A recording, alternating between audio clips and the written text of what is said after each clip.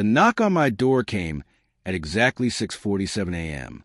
Two deputies stood on my grandfather's 100-year-old porch, their breath visible in the crisp morning air.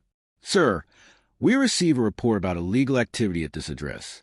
Mind if we take a look around?" one asked. I glanced past them at the ranch house I'd spent months restoring, smoke curling peacefully from the stone chimney, and then across the fence line to see her. Karen Morrison, arms crossed, watching from her perfect suburban yard, like a queen surveying her kingdom. 3 months ago, I thought the hardest part of inheriting my grandfather's ranch would be fixing the cracked stonework, warped floors, and the old chimney that hadn't drawn properly in decades. I was wrong. The hardest part turned out to be dealing with neighbors who hated the idea of someone actually living on land that didn't fit into their manicured vision of perfection. It started innocently enough.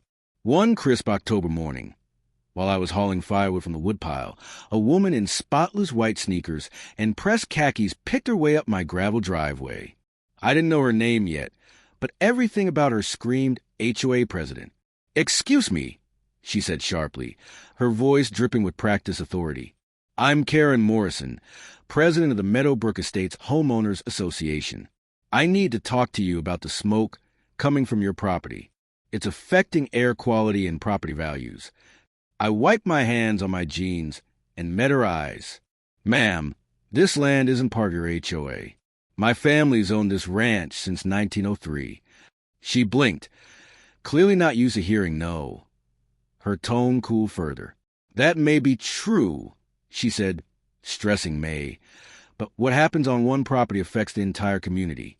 I'm sure you understand." Behind her, I could see her perfect world. Identical beige houses lined up in neat rows, every bush trimmed to regulation height. My world was different. 12 acres of real land, with oak trees planted by my great-grandfather and a home built from what he cut himself. I tried to keep my patience. "Mrs. Morrison, I'm not burning anything illegal. Everything here is within county regulations." Her expression hardened. "You don't seem to understand. I know people in code enforcement. If you think an old deed gives you special rights, you're mistaken." She stormed off, white sneakers flashing in the gravel, calling over her shoulder, "This community protects itself. We don't let outsiders ruin what we've built." That night, as the sun dipped behind the oak trees, I sat on the porch with a mug of coffee, surrounded by the peace my grandfather loved. On the mantel inside hung a photo of him in his sheriff's uniform, a reminder that true authority never needed a shout. I suspected Karen Morrison was about to learn that lesson the hard way. The next morning, my suspicion proved right. A county sheriff's cruiser pulled into my driveway. A young officer stepped out, notebook in hand. "Morning, sir. We received a complaint about unauthorized burning. Mind if I ask a few questions?" "Of course," I said, introducing myself. "Ethan Caldwell. My grandfather built this place. Here are my permits." He checked them carefully. Burn permit, property survey, fire safety inspection. All valid. "Everything looks good," he said. "Mind if I see the site?" I led him around back, showing controlled burn area. Stone ring, 20-foot clearance, water hose nearby. "By the book." He nodded, impressed. "Most people don't keep paperwork this organized," he said. "You familiar with county procedures?" I smiled faintly. "You could say that. I've worked in public service for a while." That's when Karen arrived, marching across the property line with 3 neighbors in tow. "Officer, thank goodness you're here," she cried. "This man's been burning illegally for weeks." We all saw it. The officer stayed calm. "Ma'am, I've reviewed his permits. Everything's legal." Karen's face fell. "But the smoke." "Within regulations," he said firmly. "There's no violation here." She wasn't expecting that answer. "This isn't over," she hissed as he drove away. "We have other options." That afternoon, I called an old friend at the county recorder's office and asked for full property files. If Karen wanted to play the bureaucracy game, I'd be ready. By evening, she called me directly. "Mr. Caldwell," she said with a fake sweetness, "perhaps we could meet to discuss how to coexist more harmoniously." "Mrs. Morrison," I replied evenly, Officer Martinez already confirmed everything I'm doing is legal. Her tone shifted. Well, there might be other issues: zoning, environmental impact, grandfather clauses. It was a threat, thinly disguised as diplomacy. I ended the call, knowing I had just been declared the enemy. Minutes later, screenshots started coming in from my neighbor Tom. Karen's post on the neighborhood app, filled with insinuations about dangerous burning and threats to our children's safety. Within hours, her digital army was in full motion. Calls for action, demands to protect the community. The next morning, county inspectors showed up. I met them at the gate, handed them a folder of permits, and let them inspect everything. After an hour, the lead inspector said, "Mr. Caldwell, this is some of the best restoration work I've seen. No violations whatsoever." But I knew that wouldn't stop her. People like Karen don't quit, they escalate. By sunset, a news van pulled up beside her silver SUV. She stood in perfect view of the camera, ready to play victim. "Mr. Caldwell," the reporter said, "we're covering a dispute about your property." "Dispute?" I replied calmly. "There isn't one. County inspections confirm everything I'm doing is legal." The interview ended quickly. She hadn't gotten the drama she wanted.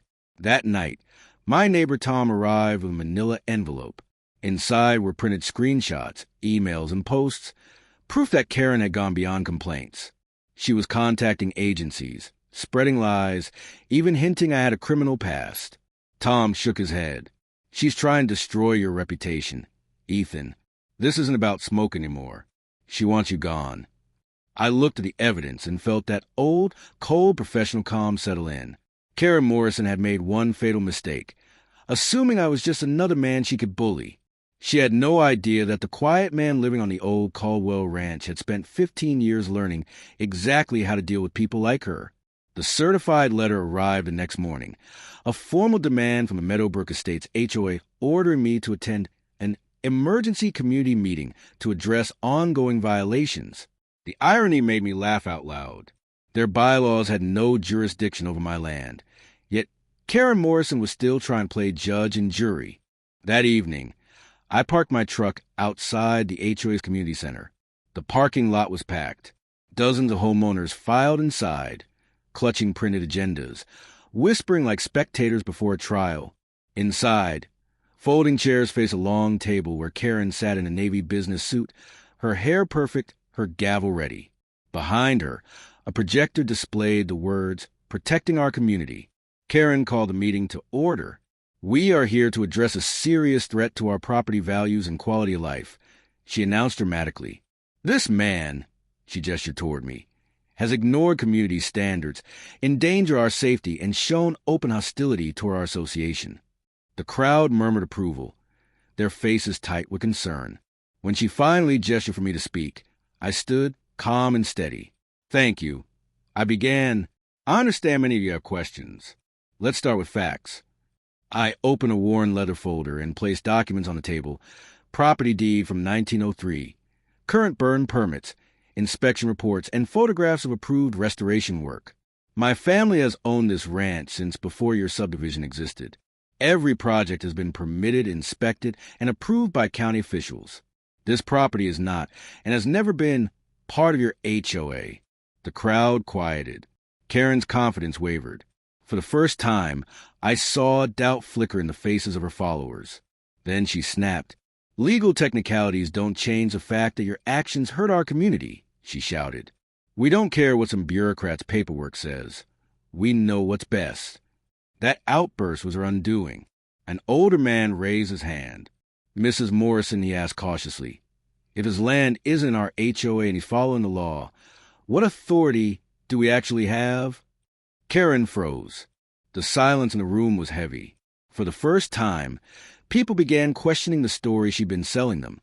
When the meeting adjourned, several neighbors quietly approached me, apologizing and asking about the ranch. Karen, however, left without a word, eyes burning with quiet rage.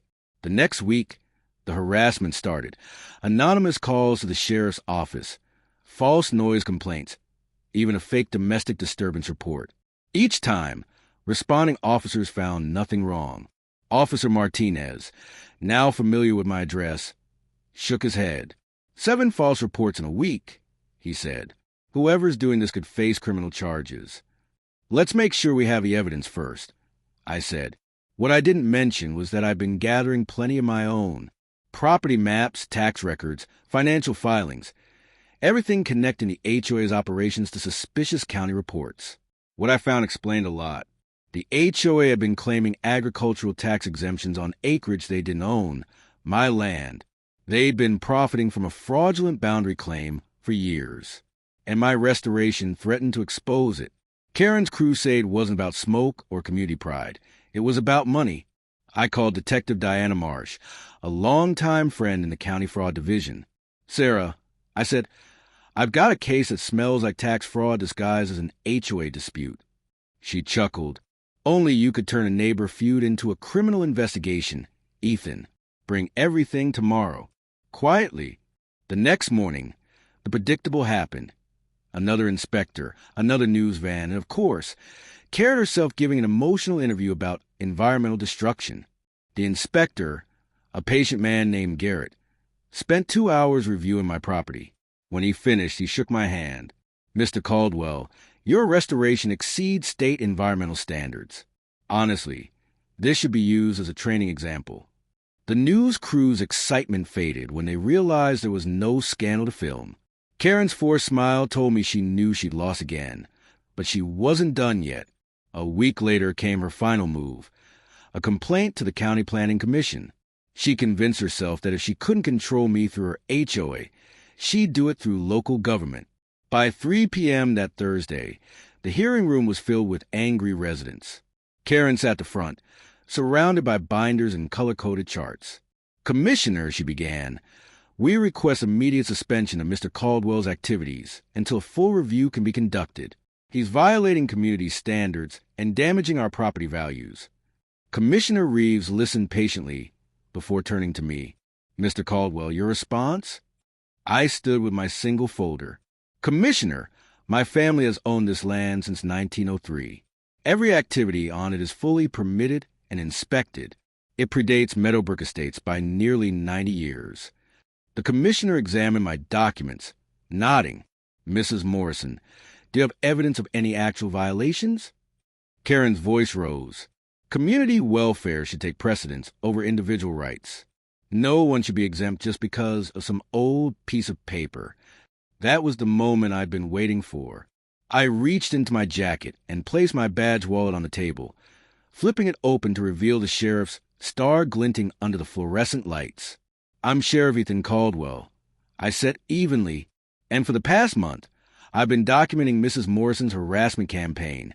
7 false police reports, multiple fraudulent filings, and now a baseless public complaint wasting county resources. The room erupted. Karen's face drained of color. The neighbors she'd rallied stared at her in disbelief. Commissioner Reeves leaned forward. Sheriff Caldwell, are you requesting formal charges? Not today, I said, but I'll be submitting my report to the district attorney first thing tomorrow. The commissioner closed the hearing. Complaint dismissed. Matter referred to the DA's office for investigation. Karen sat frozen, lips trembling. I didn't know who you were, she whispered. That's the problem, I told her. You thought it was acceptable to harass someone you believed couldn't fight back. 3 months later, the county charged her with harassment, filing false reports, and misuse of government resources. She pled out 200 hours of community service, public apology, and a 5-year ban from HOA leadership. When the new HOA board invited me to their community event, I went. Their new president thanked me for teaching them what real respect for property rights looks like. For the first time, Meadowbrook and Caldwell Ranch stood side by side as neighbors instead of enemies. Months later, I met Karen again at the farmer's market. She looked humbled. Sheriff Caldwell, she said softly, thank you for not pushing for jail time. I've learned my lesson. I hope so, I said. Justice isn't about punishment. It's about understanding why you were wrong. She nodded, eyes wet. I do. That night, as the sun set behind my grandfather's oak trees, I looked at the 2 badges hanging side by side on the wall, his and mine, and smiled. For generations of Caldwells, still standing guard over the same land, still proving that real authority doesn't come from control. It comes from doing what's right, even when no one else does.